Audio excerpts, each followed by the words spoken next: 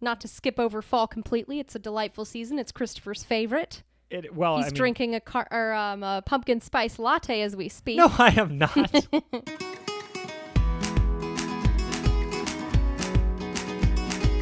Hello and welcome to the Worldwide Honeymoon Travel Podcast, the podcast that talks about all things couples travel, including destinations, tips, advice, and more.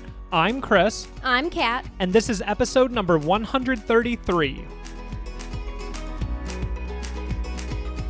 Yes. I just did that, but... That was yas. Yeah. So exciting. Wow. Yeah, we're excited because it's now September 29th as this podcast goes live, and we're recording this on August 23rd. We have been recording and editing a ton in the last month or so, just getting prepped because we're going to Glacier next week, and then I'm hopefully going to France for a couple of weeks. So doing a lot of travel in the coming weeks here, and that's why we've been bulking up on all of our podcast recordings. And this is our last one before Glacier, so that's why we're also very excited. We love recording, but we're excited for trips to come. Yeah, I mean, whenever there's travel on the horizon, I feel like we always have a little pep in our step. That's true. Yeah. So I was asked a question today. Okay. And I am going to ask you that same question.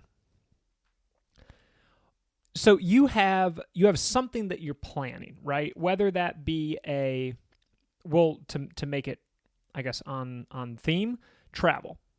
So okay. you have a trip that you've always wanted to take. Let's say you've always wanted to go to Rome. Okay? When is the right time? When is the right time to do it? Like, how do you know it's the right time to, whether it be like take that trip, make that move, something like that? And if there's not like a bright flashing sign that's like flashing neon and says "Do it, idiot," or like a pressing matter, like if you have a conference or something where you have to go anyway. Right, but let's just kind of say that you always wanted to go to Rome. When is the right time to do it? I think when you feel ready for it. I feel like that's kind of all you can really say, because if you wait for other people around you sometimes, I mean, it depends on what the thing in question is, but, for a trip to Rome or something, if you wait for other people, if you wait for everything to be perfect, maybe it's, but I don't know. But if you're ready for that trip to Rome, just like, for example, when I backpacked by myself after college, I asked a bunch of my friends and they were like, nope, there's no way we can do 5 weeks and do this with you or even part of it. So none of my friends were leaving to fly with me. And that was my first time flying across the pond solo. And I did it because I figured a lot of people probably don't do that because people aren't going with them, because they feel, even though I was ready to do it, if I had waited for all my friends to be like, yeah, let's do this, it would never have happened. So I did it. I think that's a really good answer. Oh, thank you. I do, because, I mean, it can be even as simple as texting your friends, right? And saying, hey, I'm in the mood to try this new beer at this place, or I'm in the mood to get dinner at this place tonight. I've really, really been craving it. Do you guys want to join? And if both of them say no, then you're in the position of, okay, well, am I going to do this? Is now the right time? You know what I mean? So, sure. Like you were saying, if you're ready for it, go for it. And that's, I mean, that is very similar to the answer I gave when I was asked the question. Sure, like pending finances and stuff too, especially if you're going to go do something. But, Right. Yeah. Right. So the answer that I gave was, the right time is when you are going to come back more refreshed than when you go. So kind of alluding to the fact that you don't necessarily want to have this great time and then come back to thousands of dollars that you spent on a credit card, right? That you hadn't necessarily planned to spend. But the other thing too is that you kind of have to make life what you want.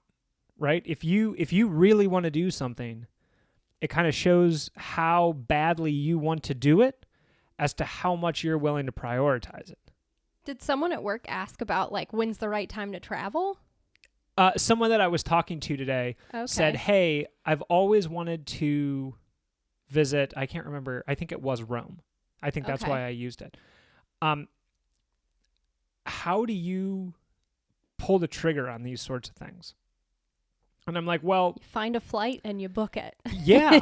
and then you're stuck. Well, I mean, and quite frankly, like you and I, we know when certain airline tickets will go on sale, right? Like how far in advance.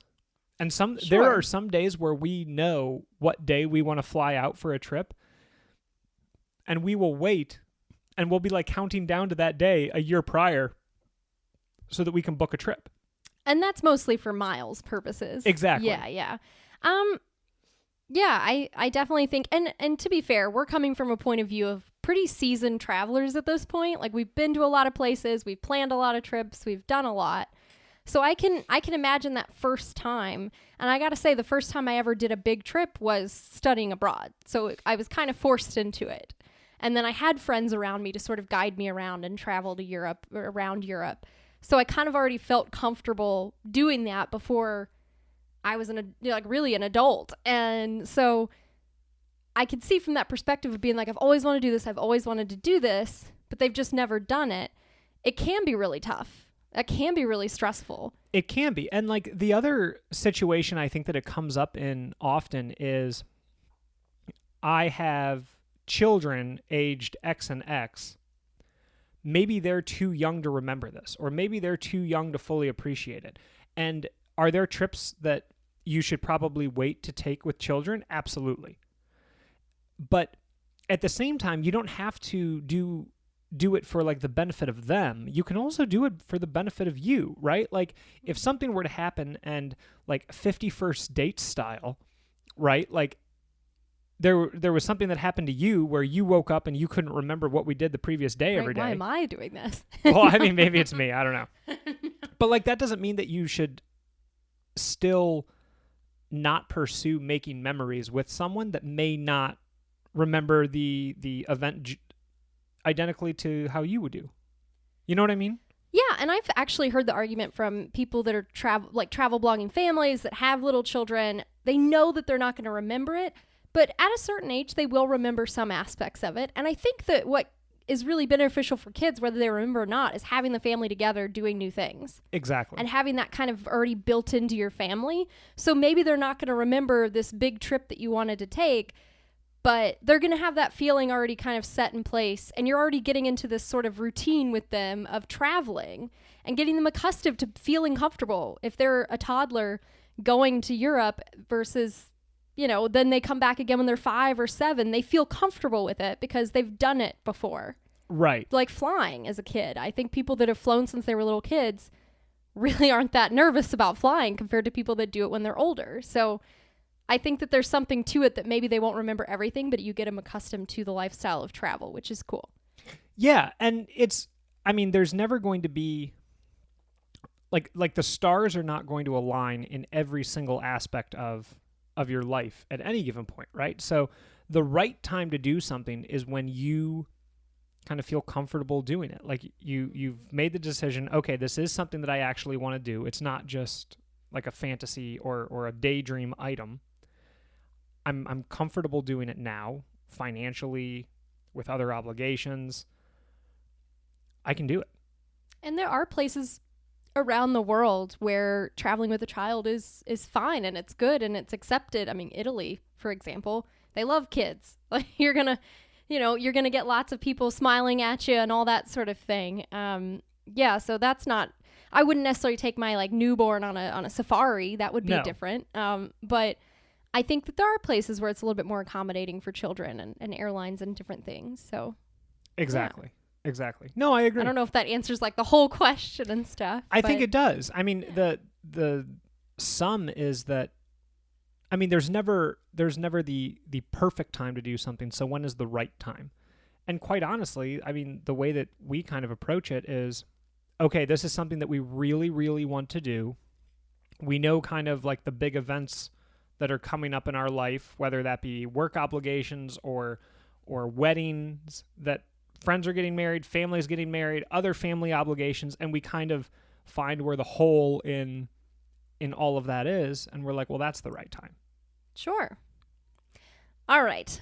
That was quite a tangent. Great topic, though. What else has been going on? I know we've only recorded, yesterday. Well, that was why I kind of brought that up. Okay. Is because I knew that like we have less than 24 hours under our belt since the last recording. And I was like, you know what? This will be a good kind of discussion. Good update. Yeah. All right. Sure. Any highlights within those 24 hours? I do have a highlight. Okay. When we were walking around yesterday, I found one of the coolest things and bought it. And it is a old tap handle from a brewery in Cleveland, Great Lakes Brewing Company. They changed their labels and their can art years ago, and there was this gentleman who was gifted or purchased a bunch of their old tap handles and converted them into bottle openers. And it was really cool. Mm-hmm. So I was happy that I got that. I mean, they're one of my favorite breweries. There's a lot of history. Like we've done family events there. I've gotten together with, I think all of my friends have been to Great Lakes Brewing at this point. And I know that it holds... went there with my parents, their first visit to Cleveland. We took engagement pictures outside of there. Yep. Like it's an institution that holds a special place in my heart, both from like a family and a friend's perspective. So I was happy to have that piece of it. Nice. Yeah, I just had a good time. We walked to a brewery yesterday, and it was really cool to see that drawbridge type thing where it actually just swings to the side when a big boat comes through. That was kind of fun to see. But just kind of, having that. And I love a good lazy Sunday. And I know that that's going to be my last lazy Sunday for like a month. So that's why I was really appreciative of it. So that is a highlight on its own. And it wasn't even terribly that lazy. Like we were prepping for our trip to Glacier. Yeah, so we recorded. Yeah. Made our packing list, all that kind of. Yeah, it was a lot. Went to church, went to this brewery. Another highlight is that Pfizer just received FDA approval today, the COVID vaccine. Yeah. So, I mean, now if you have, your excuses are dwindling. On that note, let's talk about today's topic, because it's now fall and we're getting into winter. Yes. Not to skip over fall completely. It's a delightful season. It's Christopher's favorite. He's drinking a pumpkin spice latte as we speak. No, I am not. Everyone knows that fall is the best season, and it's not really open for debate. So that's why we're focusing on winter. Yes, so we're talking about U.S. winter destinations. So fun places to go in the winter time. So the months of basically late November through March. I know that technically the season is December 21st? Through March 21st. Through March 21st. I always get confused whether it's the 20th or 21st. I think it's the 21st. Okay. But yeah, winter is a unique time to travel. It can be a less popular time because a lot of people will travel over the holidays and then kind of dies down after that, It can also be a less expensive time to visit certain areas, especially colder destinations. So... True. And then it can also be a popular time to travel for people escaping the winter.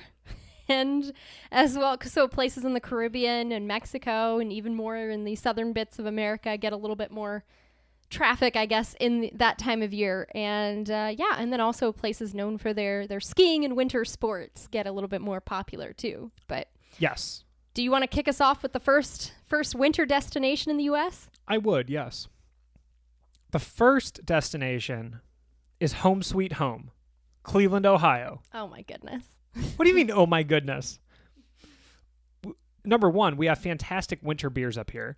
We have all of the Christmas ales, the winter warmers, all of that kind of stuff, which is, there's a very heavy concentration of those in Cleveland and the surrounding Northeast Ohio area, and you don't get those everywhere, right? There is also snowshoeing and hiking in Cuyahoga Valley National Park.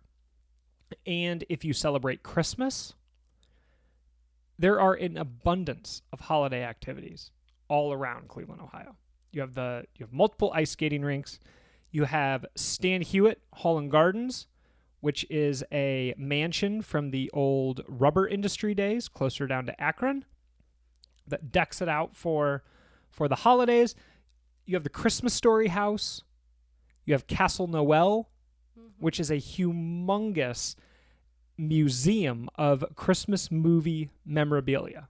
And old Macy's Christmas displays from New York. Yes. Yeah. It is just, I mean, it is a Christmas nostalgia experience, which is wonderful. Oh, yeah. And everything gets decorated all over the city. It's a really lovely time to be here. It's not just open during Christmas either, I will say. Castle Noel is open year-round, I believe. Yes. I will say with a caveat, though, Cleveland is lovely around Thanksgiving and then Christmas, but it is quite cold once it gets to January and February. I would, if you are thinking about visiting Cleveland, which you should, I would, if you're going to visit in the winter, I would consider visiting in between Thanksgiving and Christmas. Yeah. And we're just trying to convince everyone who isn't like already living here in Cleveland to come visit. And we still haven't done a Cleveland episode, which is a shame. We should do to one. do that. All right. So my next one is just like me. You know, I love summer and kind of hate the cold. My first destination is a way to escape the cold, and that is Key West in Florida. We took opposite approaches on these first two. We did. We very much did. I kind of have a mix of colder and warmer destinations, but obviously this one is much warmer. Of course, there's beaches. It's a good jumping off point to go see the Dry Tortugas National Park. Lots of snorkeling. Just the Hemingway house with the six-toed cats, which I really love. Lots of good food and like you've got Cuban coffee there. You've got key lime pie, which, oh my gosh, I remember discovering the frozen chocolate dipped key lime pie kind of on a stick, like on a popsicle stick. That is heaven. I love key lime pie. It's so good. I love citrusy pies. I had never had key lime pie until one of my uncles ordered it for dessert. And that's like his favorite dessert. And I asked if I could try a bite. And ever since, I have loved key lime pie. Yeah. But I went to Key West, I know my senior year of college for spring break because we knew it was going to be warm.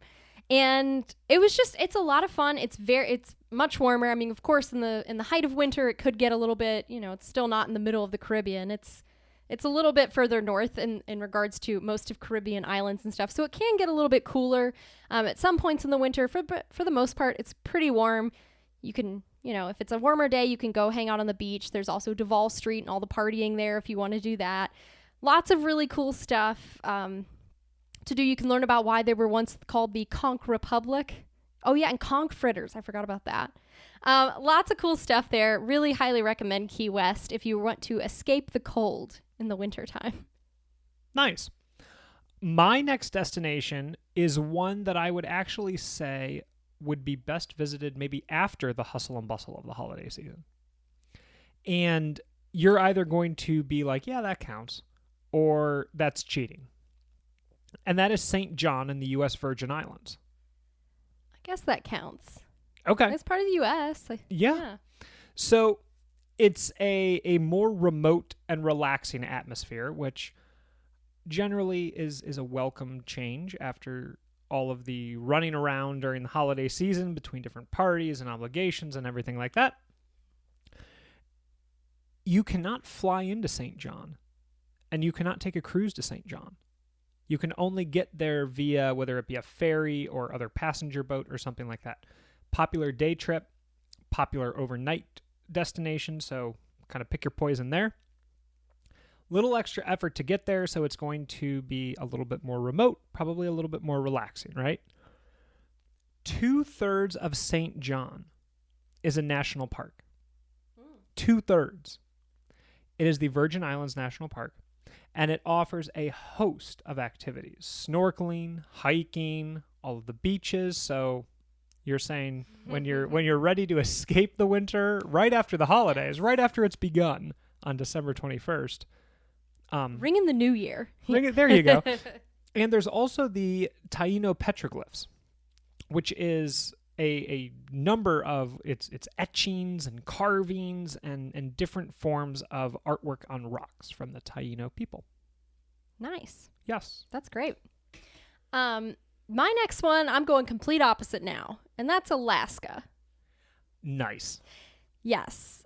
Namely the Northern Lights, that you can do that. You can go to Alaska in the wintertime.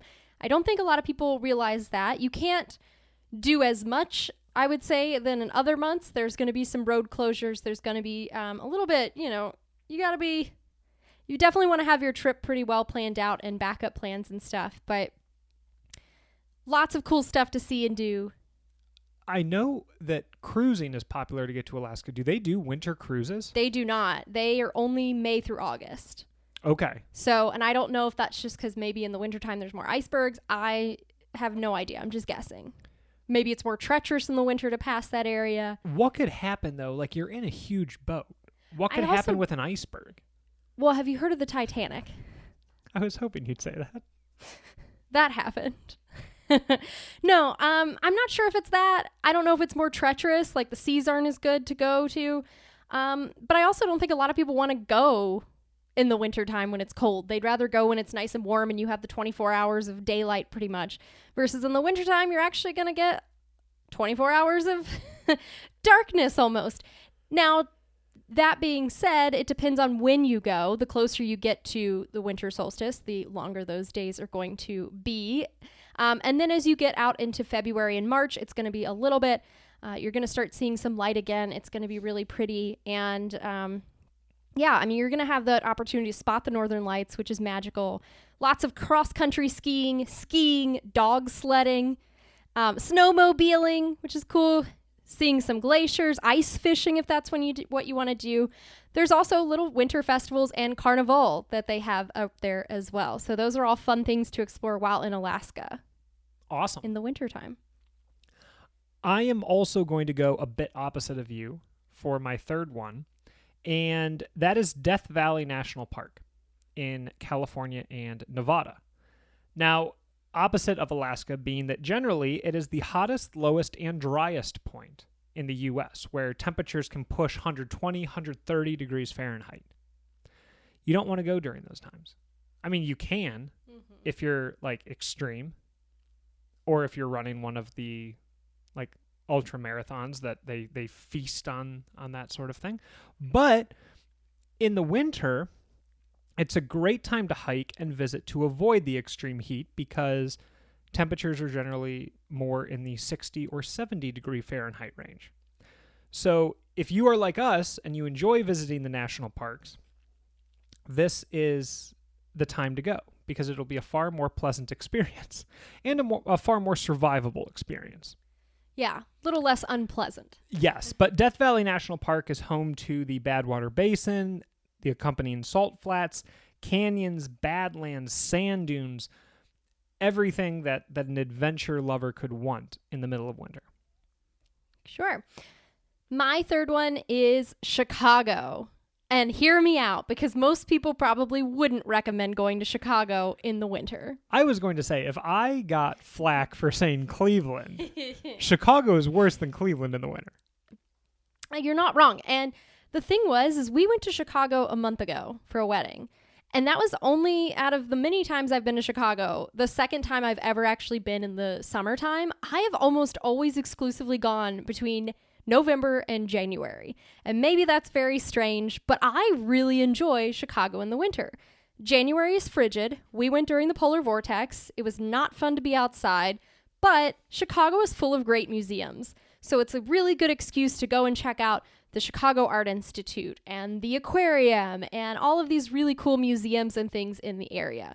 Also, Chicago's known for some amazing comfort food, namely deep dish pizza. And there's lots of great places to go eat deep dish pizza. So you can kind of warm up and stuff your face doing that. But there's also Portillo's hot dogs and, Garrett's popcorn, just a lot of hearty food in Chicago for the wintertime.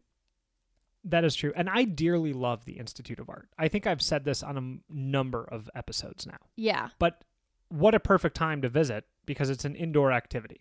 Exactly. Right? Yeah, because Chicago's lovely to wander around in the summer and be outside and go to beer gardens and walk on the river and go to the beach and just explore because it's beautiful architecture and go on an architecture cruise and stuff like that. you can't really do that stuff in the winter, or at least it's not enjoyable if you do it in the winter. But this gives you the opportunity to go to a lot of the great museums. But another amazing, amazing reason to go is if you go around the holiday season, they have a huge Christkindl market that is modeled after the Christmas markets in Germany. So probably one of the most authentic Christmas market situations you're going to get in the US compared to Germany and in Europe. So completely magical, comes with the mug and all. Lots of those little stands, mulled wine, food, both traditional German Christmas market food, but also some other local stuff. And just lots of cool things, light displays, and they have like the little huts and everything, and it's just absolutely magical. So well worth going to explore that. I also love the Magnificent Mile. That gets all decorated up for the holidays as well. Catherine be shopping. No, they just have lots of lovely light displays too, because I went with my parents to the Mag Mile in Chicago, like in December one year, and it was also really magical and lovely. Yeah, so definitely Chicago, especially the holiday season. It's a lovely place to go. Nice. Well, if you were on the fence about my inclusion of St. John in this episode, this one's really going to test your patience, and that is American Samoa. You are like finding all the ways to... Why don't you just say Hawaii or something? Because I said American Samoa. Okay, well, why American Samoa? I just don't think many people visit that part of the world. Well, that's not my issue. Okay. My issue is to inspire them to visit. There you go. That is our job. American Samoa National Park. Right? If you're going to check off these national parks, you got to visit American Samoa National Park. Snorkeling with beautiful coral reefs, rainforests, volcanoes, mountains, beaches. The wildlife is incredible. They have flying foxes. They have sea turtles. Flying foxes? Like squirrels, or like they're like it's the not size an of actual, a fox? No. Huge fox. It's not like it's not a red-tailed fox sailing through the air. That's what I pictured. No, that is not it. Sea turtles and more. And if you visit during the winter, the more popular time to visit American Samoa is April to October. So you'll be outside of peak season when you go to visit. 80-degree temperatures. Yeah. It's probably less crowded than Hawaii would be. I don't understand how you're not all over this. No, I know. Is it an easy destination to get to? Because I've heard of nobody I've ever known has gone to visit. Find new friends? I don't know what you want me to say to that. No, it doesn't mean that people don't visit. I just don't know. No, I also do not know anyone that's ever been to American Samoa. Apparently, we just looked it up. Hawaiian Airlines goes there. So I believe you have to fly to Hawaii first is the most common route, and then fly from there to American Samoa. I mean, I'm sure that you could also get there from like the neighboring islands as well. Sure. Yeah. Yeah. And also, just to get back to the flying foxes, it is not, like I said, red-tailed foxes. It's bats. That's a shame. That's a shame? No, I wish it was the foxes, just like these giant, they're not giant, but they would be giant in the air flying. Have you ever seen a fox in the wild? Yeah. They're, number one... They're not giant, but they would be large if they were a flying animal. They would. Yeah. Number one, the fox is a very underrated animal to see in the wild. Like they have a whole song dedicated beautiful. to them. So I think people appreciate foxes. It's a beautiful animal. But could you imagine if that could fly? That would be terrifying. But they're huge bats, though, too. Yeah. A flying fox would be the nemesis of bird watchers everywhere. Like, we're feeding chickadees out of our hand, and all of a sudden just a huge fox with wings comes down and swoops it. Not for me. Yes. All right, my next destination, it's a little bit closer to home here and warmer, and that is New Orleans, Louisiana. Of course, it's going to be warmer that time of year. It's even going to be less hot and humid, which is fantastic. But I think namely Mardi Gras is the main draw, which happens either in February or March, depending on the year. But that huge celebration goes down during that time of year. The weather's cooler. Of course, there's partying on Bourbon Street, heading to the bayou, doing ghost tours, lots of great food all around from Café du Monde to the French Quarter and all these lovely lovely places to grab a bite to eat around. So it's a great little winter getaway if you don't want to go that far. There's a lot of airlines that do direct flights to New Orleans. So yeah, New Orleans would be a really fun place to visit in the wintertime before it gets too hot come spring and summer. That's a great pick. Yeah. There are also a variety. I mean, I know that, like you mentioned, Mardi Gras is the big draw, but there's also a lot of runs that happen down in New Orleans, I believe in the wintertime, for that very reason. Like, it's just an enjoyable time to visit. And if you're the active type. Okay. What's your next one? Wow. Okay. Just sure.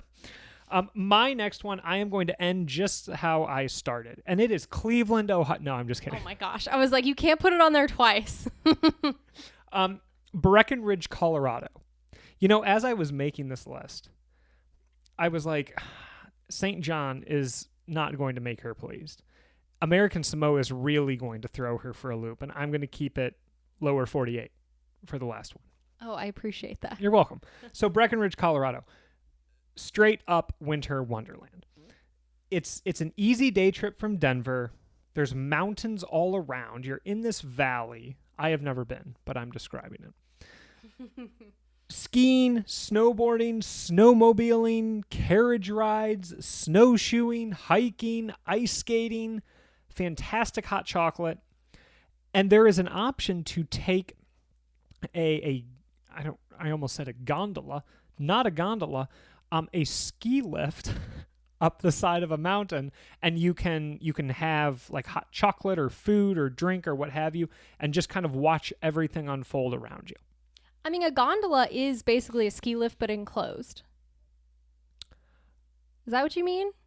Isn't that hold on. Now, a gondola is also what they use in Venice. That's what I was thinking of. But it's also a bubble. Oh, well then, yeah, thing. that is what I meant. Yeah, like a ski lift is where you just sit down and it holds you in your skis. Right, and you ride up and then you get off of it and go skiing. You know, I wanted to say gondola and then No, that's right. And then like that's amore like started popping into my head. That is also a gondola, but in a different context. Yes. Not the same thing. The non-watercraft version of the gondola. Yes, the airborne one. Yes. Have you ever been to Colorado? No. Okay. Yeah. I would love to go to Colorado. Yeah, me too.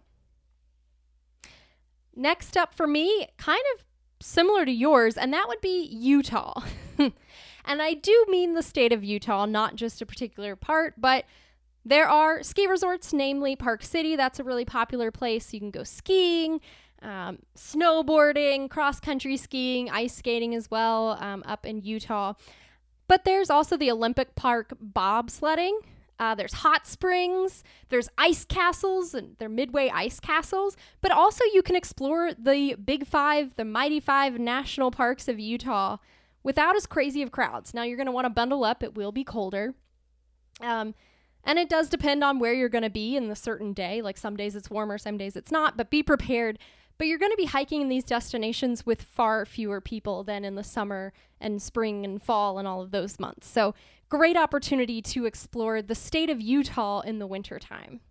I have to imagine that the scenery, too, is otherworldly, especially like the red rock formations with like a little bit of snow on them. I think that would be really, really cool to see. Yeah, exactly. It would be really neat to see. And I've had friends that have gone in the middle of the winter, and it looks beautiful. So Utah, definitely recommend. But do you have any honorable mentions? I had a couple off the top of my head.